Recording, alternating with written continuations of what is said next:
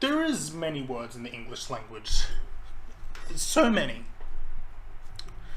Words like brilliant, fantastic, beautiful, perfection. None of these describe reaching out.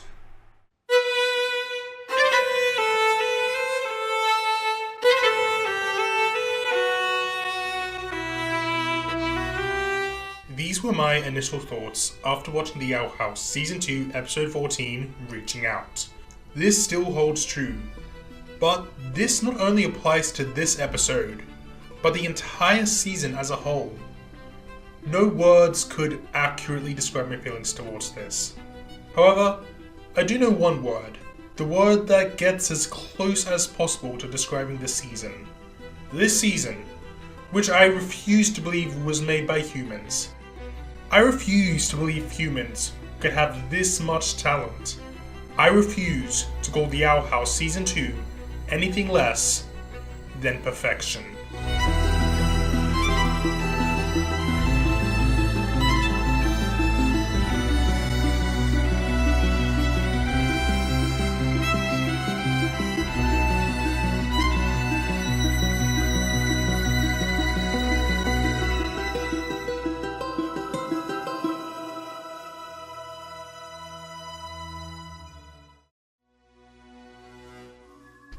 So, how do I even talk about this? Well, first I should say that everything I say will be a complete understatement.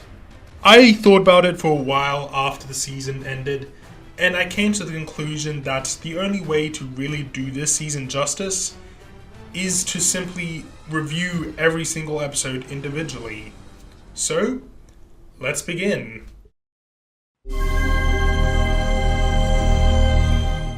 This is a masterclass in season openers. It expertly shows off the new status quo that was beginning to be established at the end of season 1. On top of that, we get some great character work for Luz and Ida. And unlike what some ginger Irish boy will say, Luz's arc actually lasts the entire episode. The scene of Ida telling Luz about all the great things that have happened to her because of Luz being in her life is just amazing. While this is happening, we get a great B-plot with Lilith and Hooty. I love seeing how Lilith deals with what she'd done under Bellows. Lilith never meant to hurt Ida. Everything she did was to help her. She had been manipulated by a tyrant. But even so, she still feels an intense amount of guilt. Pairing her up with Hooty was a genius idea. Somehow their characters blend perfectly together. I love their dynamics so much. And of course, this episode introduces the Golden Guard, or as we would later know him, Hunter. His introduction is great. He's got a super fun personality and we immediately want to see more of him. Also, it's kinda fucked up when you realize Bellows wanted him to kill a Sulkydomus whose scales are needed for Grimwalkers. So he was sending Hunter to gather materials for his replacement. Yeah.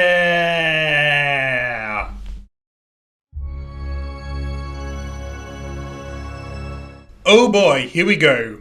We get reunited with the Hex Squad, and the first thing we notice is that Gus is now taller and with a deeper voice. That's cool. I just hope it helps Ida learn my name. She keeps calling me Goops. I adore that they actually had Gus go through puberty with his voice actor, Isaac Ryan Brown.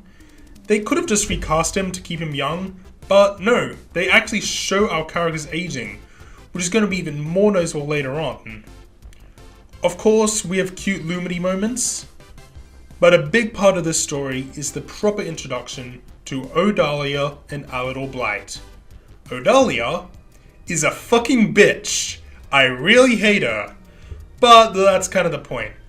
I do think she's a very well written character, and it helps with Amity's growth really well. Alador doesn't really do much here. However, one thing I noticed on rewatch is just how bored he looks. He doesn't want any of this. He's being manipulated by Odalia, and I love the little hints they gave us towards that in his facial expressions. We also get the first time that it's explicitly shown that Luz has feelings for Amity. Both of them are great in this. Amity especially has great growth, showing her standing up to her parents that was kinda hinted at in Understanding Willow. While this is happening, we also have a fun scene of Lilith and Ida working out glyph magic, ending with the new concept of glyph combos. We also have Hunter informing the Blights of what will be happening to the Abominatons going forward, which will be extremely important to the future of the series. Also, we see and hear Willow's dads, and that's just gay, and I love them. They're very gay, I want more gay. King is a great character. He had some really great moments in Season 1, but this season gives him so much more. We start with more glyph experimentation and fun Owl Family shenanigans, eventually leading to King getting Luz, Lilith, and Hooty to come to his castle. We get traumatized. Oh, get ready!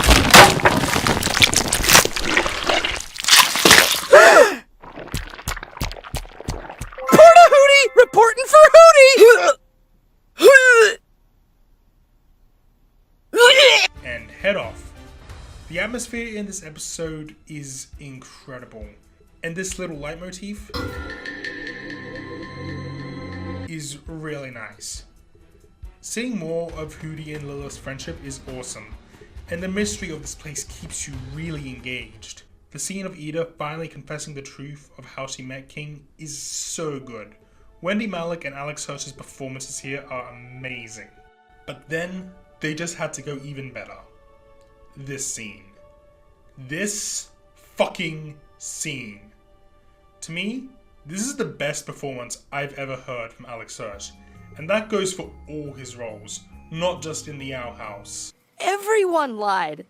And I was too caught up in the fantasy to realize it. I don't know what to do, Luz. I can't tell what's real and what's fake. And the lack of music keeps our attention on the really well-written dialogue. Losing King's bond is amazing, and seeing her consistently trying to help him is super sweet. The ending of the Owl family getting past Jean-Luc to get to the top of the tower to find the truth is great. This episode is an amazing beginning for King's arc this season. Also, take a look at the symbol King found. Now look at the invisibility glyph. Remember this.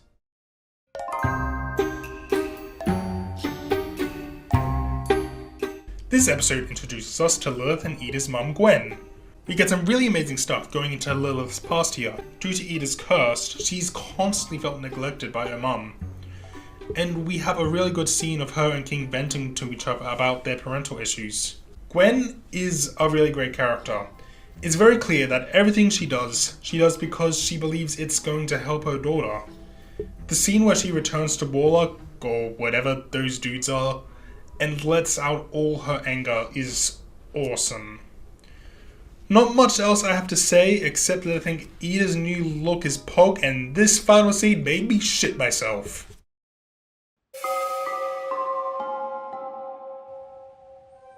The first episode not to focus on one of our main three. Heck, King only has a brief cameo, and Ida just straight up doesn't appear. Yeah, we have a B-plot with Luz and Amity, but the main story is about Gus. I love them exploring his feelings towards his magic. It's a very relatable situation where he feels like what he's been doing, that being illusion magic, isn't worth much due to him failing at times. I also really like Bartholomew, so this makes me very happy. Then we have the B-plot with Luz and Amity looking for the journal.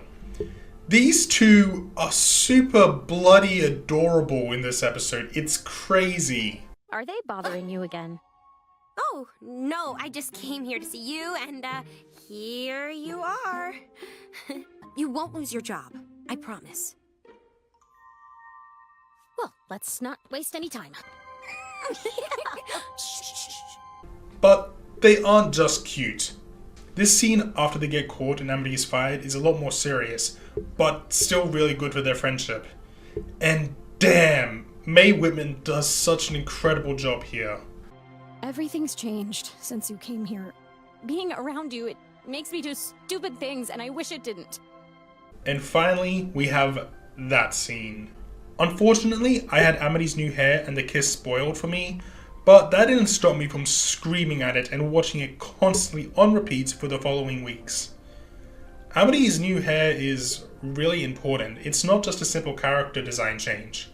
It shows her moving further and further away from her mother. Looking back, it feels very strange that this mysterious Philip, who seems to be Luz's only way home, would actually turn out to be Bellows. Also, Edric State uses they them pronouns, which means that Gerbo uses he, him, and they, them, because he and Ed are dating, because I said so, fuck you.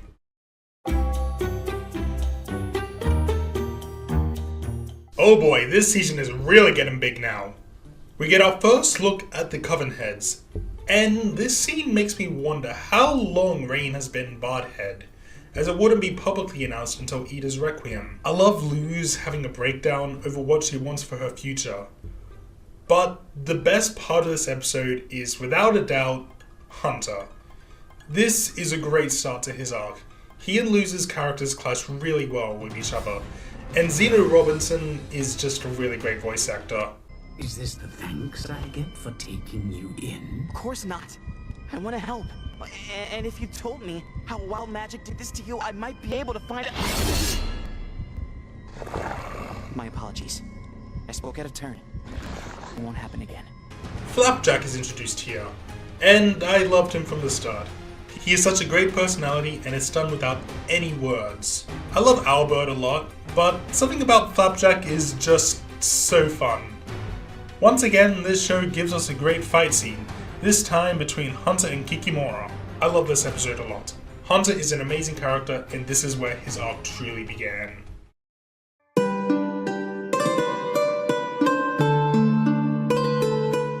Oh my fucking god, this episode is incredible. First thing, they had a non-speaking role last episode, but this episode properly introduces us to Rain Whispers. Now, I would already love them simply for the non-binary representation, but no, they're just a great character overall. They're honestly really cute with their stage fright and interactions with Ida, plus a V-Rogue gives them such a great voice. How'd you become the owl lady with your stage fright? This episode is incredible for Ida. Seeing her dealing with the possibility of losing King leaving her, just as she gotten used to living with others, is honestly really well written here.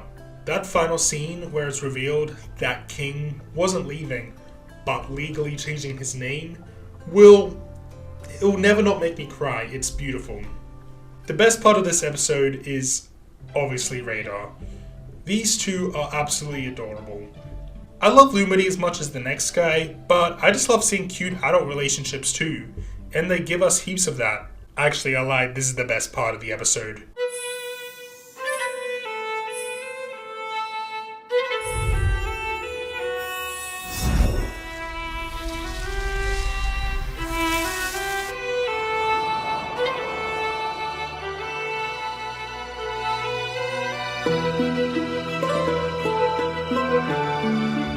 Brad Brick is a musical genius.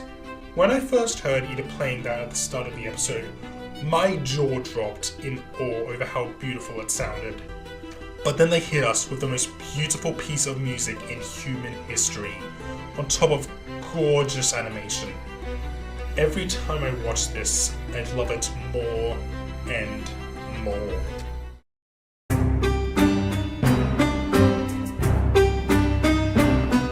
Yeah, it's pretty good.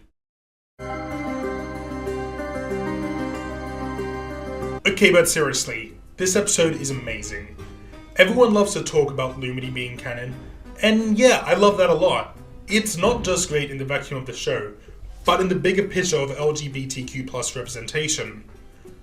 But I'm gonna go out and say that the best section of this episode is actually Ida's. Not only do we learn more about her relationship with her dad and Rain, we also get our first look at the Collector. We have an incredible scene of Ida and the Owl Beast making peace with each other, which contains the most beautiful shot in the show. I want this framed and hung up in my house. The lighting and the colors are just gorgeous. And speaking of beautiful things, Whoa. rewriting a bit, we have Hooty shenanigans with King. We get one of the funniest moments in the entire show here.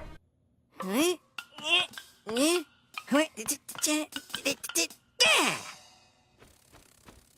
talk about my mother! This scene at the top of the tower is amazing. Seeing King let out all his rage about being abandoned and with him discovering his powers is just great. Finally, we have the Lumity section. Yep, everyone knows how good this is already. We all know they're adorable. We know how they want to dress up and travel together. I adore this so much.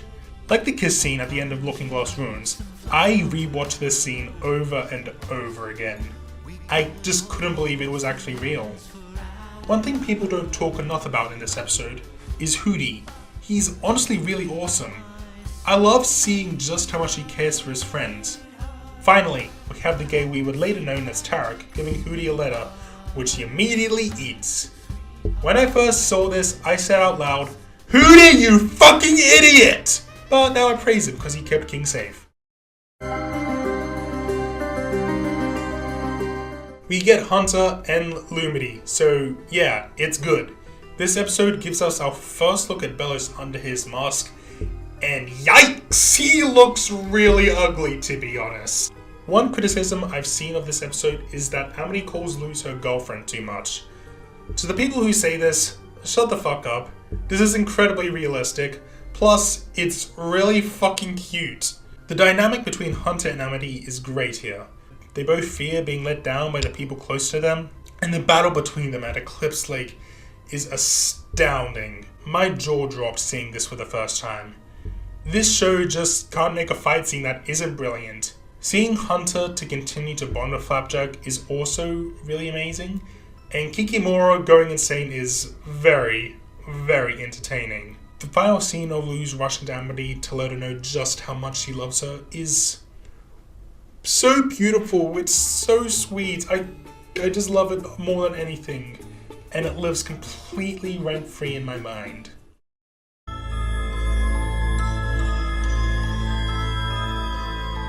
This episode is really underrated.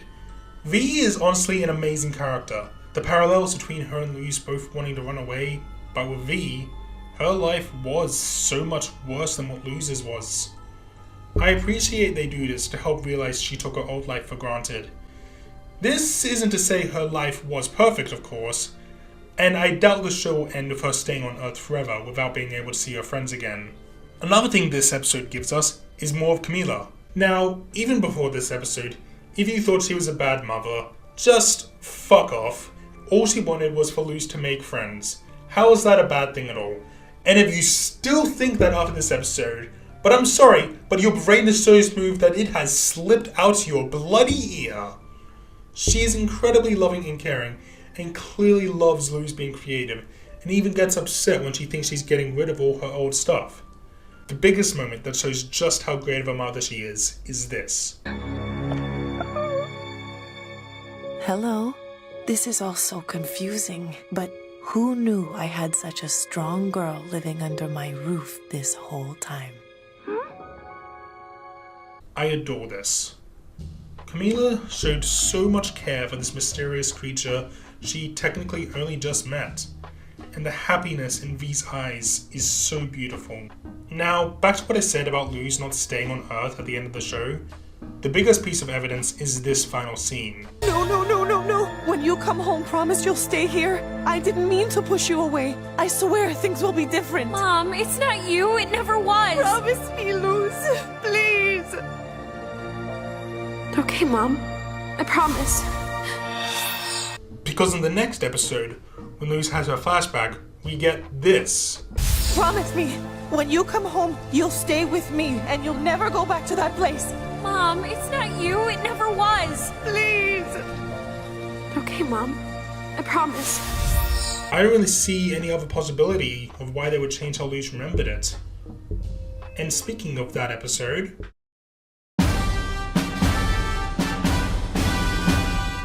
I was so hyped for this episode. We've been on hiatus for ages now. I was a little sad though, because I knew we couldn't get Lumity, Raider, Day of Unity, and Hex Squad stuff all in one episode.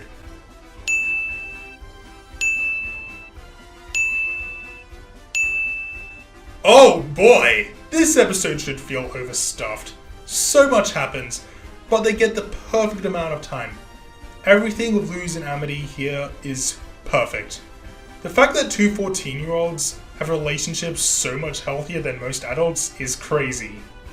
The amount of love and care they have for each other is beautiful. Amity not invading Luz's privacy is so important. Lumity is honestly my favourite romance in all of fiction. And speaking of really good romance, we also have a bunch of Radar content here. Radar is my second favourite romance in fiction. Same thing applies here. The amount of care Ida has for Rain is beautiful. And this whole scene is just made incredibly sad after what we learn in Them's the Breaks Kid. This shot of Rain wiping away a tear is just depressing now. One thing I haven't seen many people talk about though, is that Rain intentionally gives Ida the invisibility glove. Now, how would they know what that is if they didn't remember the events of Ida's Requiem? Little details like this are so fucking cool. We don't get a whole lot of stuff of the Hex Squad here, but the little we get is great. I especially love the scene of Amity going to Willow's place. Seeing them rekindle their friendship is really great. And I called Amity doing Willow's new hair in the trailer! I called it! A lot of people did, but I still did it as well. So fuck you. We meet the Plants Coven head.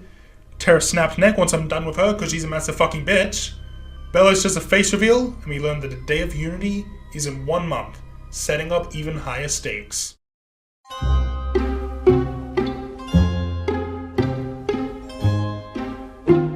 Time travel! That's a cool idea, and so is bringing back Lilith. We briefly saw her last up, but now we get a first proper look at her new design. And I love it. To be honest, I think it's the glasses that really do it for me.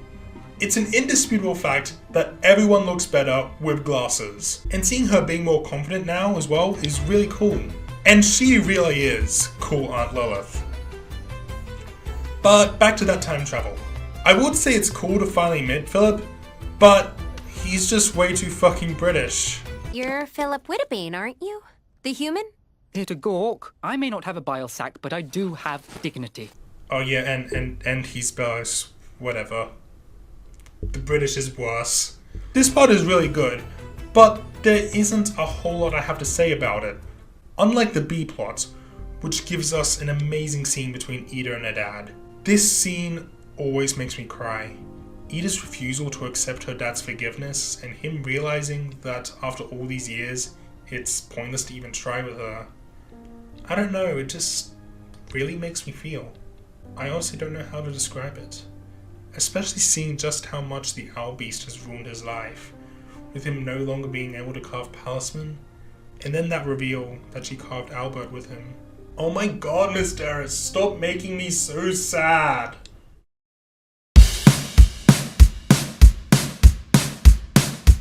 You know who I really like? Hunter. You know who I also really like?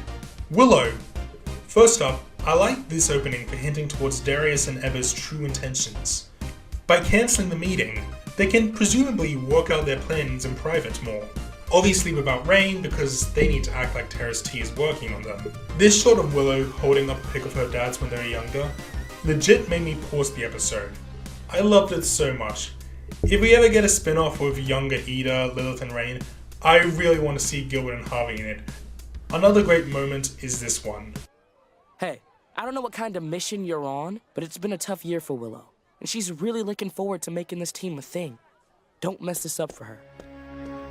Dude, I love Gus so much. Now, everyone loves Hounslow, including myself. And yes, it's Hounslow, not Winter. Winter is a terrible name because when you try to search Winter, you would just get a bunch of fucking snow! But both these characters have great individual arcs here. Hunter's is simply a continuation of his season arc.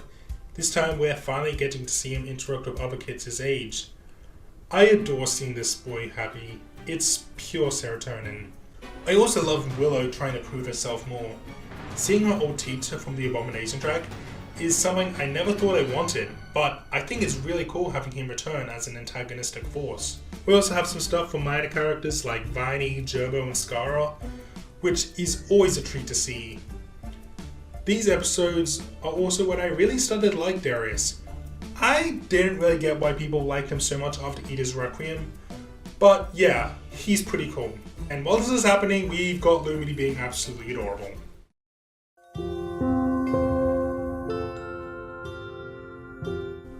And here we are. The episode from the start of this video. The episode I couldn't even describe. But I'll do my best. First off, lose. I think we could all kind of predict that Luz's dad had passed away. Like, why would Camila still have a picture of him if they were divorced? But that doesn't take away from the gut-punching reveal. It's built up really well, with the constant phone reminder, her being left alone with her thoughts and constantly trying to distract herself. Amelie also has some great stuff here. She's grown so much from the beginning of season 1 and I love seeing it. It's also great to finally actually see her relationship with her dad. Escaping Expulsion mainly focused on her relationship with Odalia, but it's great to see this now. I love seeing Alador try to redeem himself. He's honestly become an amazing character. And on the topic of the Blights, this episode is also really great for Edric. I love both of Ed and M's true appearances, and it's awesome seeing him bonding with Eda and King, facing his own insecurities and eventually getting to join the bad girl Coven. We also get hints towards the truth behind the Day of Unity when Eda confronts Warden Wrath. Finally, we have Luz and Amelie's relationship and this scene. This is the best scene in the entire show to me. The lack of music as Luz comes in to sit with Amelie, and the location being their old Grom tree is something they really didn't need to do, but they did it anyway. It's beautiful. And of course that final scene of them sending flowers away before coming back to Earth with Camila and V doing the same. This episode is perfect. By far the best in the show. And that means a lot, especially when we get into the next couple of episodes.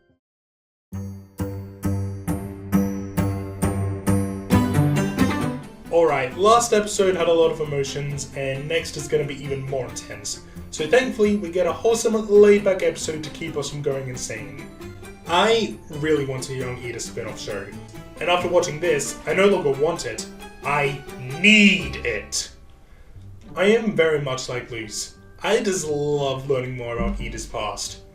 I kinda wish we got in a bit more Lilith in this episode, but the stuff with Rain is still really great. I'm really glad that they still hired a non-binary voice actor to play the younger version of them.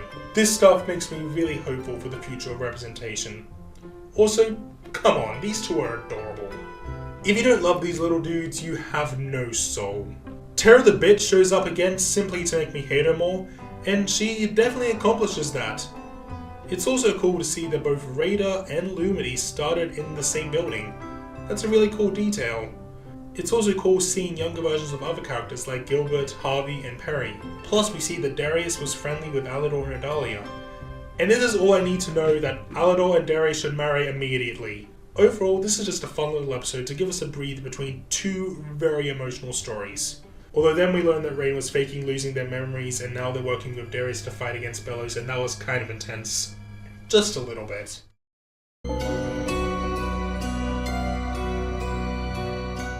So, how are we feeling? Because I'm currently dead on the floor and feel nothing.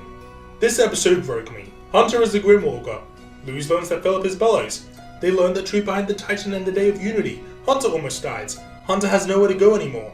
And hey, if you look in the background, you can see that Philip murdered his own brother because he didn't hate witches. Also, looking at that hairstyle and Dell's Palismen, holy fuck, Caleb probably started the Clawthorn bloodline, that's why the portal was behind the house. Oh god, so many revelations, and that ending. Hunter actually calling Luz by her name instead of human is such a big moment. Eda making sure King and Hooty don't overwhelm Luz and Hunter is also really great, and Hunter's breakdown. He knows. He knows we were in there. I can't go back. Kid, breathe.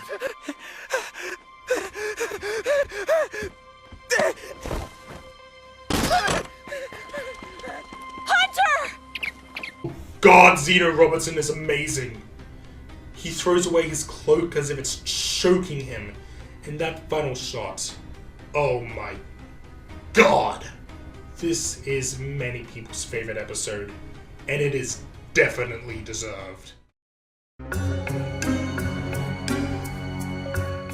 Okay, let's get back to wholesome stuff. Yay!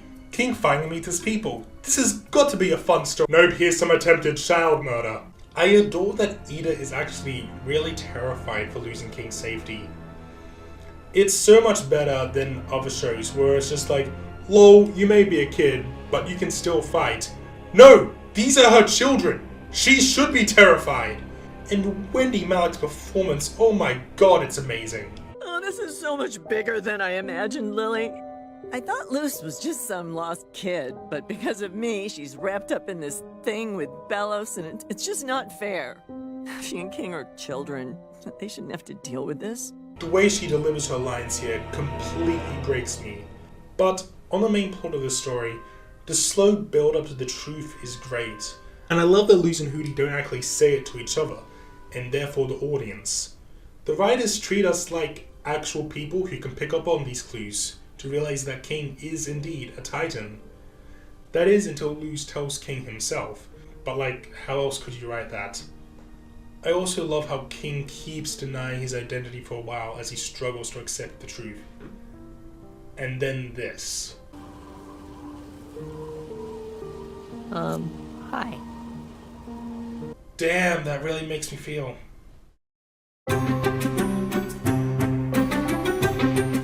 This is something new. An episode with not only no King or Ida, but no Luz. Well, apart from Amity getting a message of her, which if you look closely enough at the pixels, the heart's a rainbow. That's pretty gay if you ask me. And while we're talking about Amity, let's talk about her and Willow. It's great to see that their friendship still isn't fully repaired. Like, yeah, Amity was horrible to her for years. It makes sense that she's still underestimating her. I've heard some people say that it felt rushed, but I don't know, it felt fine to me. This episode introduces Adrian Gray, and it honestly makes me even sadder at the shortened season 3. If we had more time, we probably would have gotten to meet the other Coven heads, but that doesn't take away from Adrian being super fun. It's also cool seeing other students do multi-tracks. Ed and Em start doing the magic we saw them using and reaching out. Maddie is doing illusions after Gus showed him how great they are, and also because he's in love with him. But Matt's boyfriend has his own problems to deal with. Gus is a great character, and his dynamic with Hunter is really good. The brotherly bond they share with each other is honestly really cute. It's also great that it's Willow, Scar, and Viney that are most concerned for him, since he was on a team with them. That continuity is really nice. We also get a brilliant fight scene, but to say a fight scene in the Owl House is brilliant is like saying a Phil Lord Chris Miller animated film is brilliant. Like, yeah, of course it is. Overall, it's nice getting an episode that's a bit calmer after Edge of the World and Hollow Mind completely broke us. From this point on, the episodes just get better and better. This is the final calm story before everything becomes awful. King struggling with his identity and going out by himself is beautiful. And of course... Lose your way, little guy? Huh? Steve! Woo! Jokes aside, Steve is honestly a really good character here. They've been setting this up in his previous appearances, with him clearly being close to Lilith since he was at her party in Elsewhere and Elsewhen. Then we have him verbally express his feelings of regret to Hunter in Any Sport in the Storm. Steve is beginning to regret his choices. And now this. Shouldn't you be like kissing the Emperor's butt right now? Probably. Heck, growing up, all I wanted was to be an Emperor's Coven Scout. To be considered one of the best. I got what I wanted, but it's not what I thought it was. I hear that. Belos is supposed to know everything, but why should he know what the Titan wants? Maybe the Titan doesn't even know what he wants. Maybe he's just some normal guy, you know? Somehow, they were able to make a random background character that everyone liked as a joke an actual good character. Also, he's kinda cute, not gonna lie. This scene of him and King talking about how they've changed is one of the best in the show. And then we have the story of Luz and Ida. First off, it's so sweet that they're going through all this trouble just for a little stuffed bunny so they can make King happy. We also get a fight scene. Yes, it's good. It's the fucking Owl House. What were you expecting? Ida continuing to do everything she can to protect Luz and King is great. Other shows may give up on doing this, but not the Owl House. And this continues into the next episode, where she intentionally sends her away from the fight. But back to this episode. We finally get Luz and Rain properly meeting, on top of a radar reunion, and the return of the bats. Or... the cats! This ending is incredible. With Ida being there to help Luz carve her Palismen. Oh boy. This was so good. The episode that made everybody die. Let's get the obvious out of the way. Lumity Kiss. Not only is this amazing for the show, but also the progression of LGBTQ+ representation in media. If you don't like the fact that people are excited about this, fuck off. Just fuck off. We don't want you here. The scene building up to it is amazing, and it's written really well. Also, yeah, the animation is great. And if I hear people say that the rest of the animation in this episode is bad because of it, I will lose it. Simple animation does not mean bad. This episode still looks great the entire time. The small scene of Luz, Ida, and King having one more moment together is beautiful, as well as Luz deciding to carve an egg. Also, she put the egg in her bag, so she still has it on Earth, don't worry guys. This episode also gives us more of Alador and Odalia. And Odalia is seriously trying to become the most hateable person ever. Fine. I've been meaning to find a more competent business partner anyway, and you won't be getting your severance package. Like what the fuck, she doesn't even see him as her husband, goddammit. But thankfully, Alador continues to redeem himself. Hopefully this means he can go chase after his true love. And the whole fight against Kikimora is great because it's a fucking outhouse fight scene. It's always great. That's just facts. Fucking hell. It's an outhouse fight scene. What did you expect? I'm just going off script now. Because, like, what am I even supposed to say? They're all good. They all got great animation, incredible, like, animated choreography and music. It just... I feel like shit. But you know what's not shit? Outhouse fight scenes. Fuck you. Also, Will and Gus's new designs are great. I really appreciate that we still see Luz and Hunter acting like each other, so the reveal of the switch didn't feel like it came out of nowhere. And that final shot is absolutely gorgeous.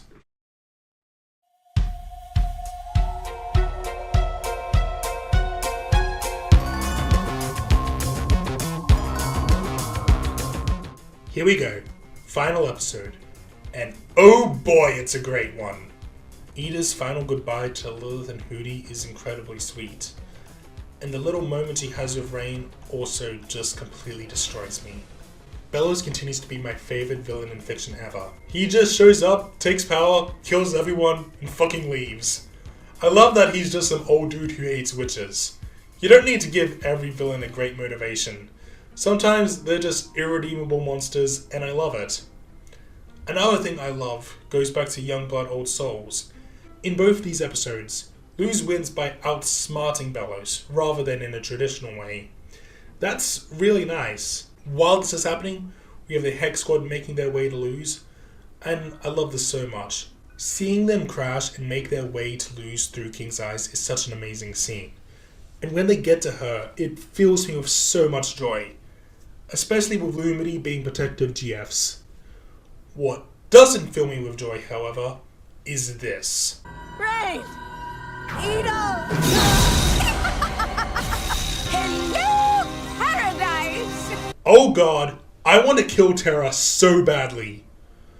But hey, this leads us to the most romantic thing ever put on television. Find yourself someone who rips your arm off. It's very nice. While this is happening, King goes to see the Collector. And hey, the Collector can't see King with his collar, and since the collar was from Ida, this must be because of the symbol he carved into it. And what did we say before? Also, take a look at the symbol King found. Now look at the invisibility glyph. Also, we get this. What you playing? Collector. You're free, just as promised. As promised? I remember someone throwing me off a bridge. I'm not angry though. Say, you wanna play tag? I'm it.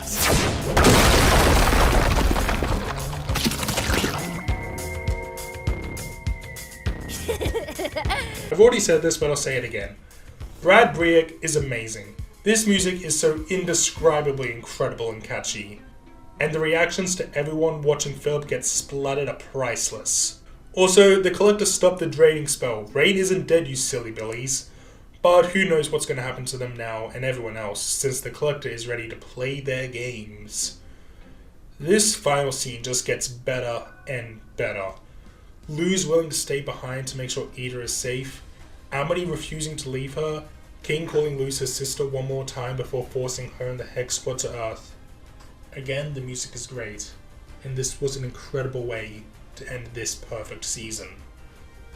We may be depressed, but hey, Amphibia is now canon.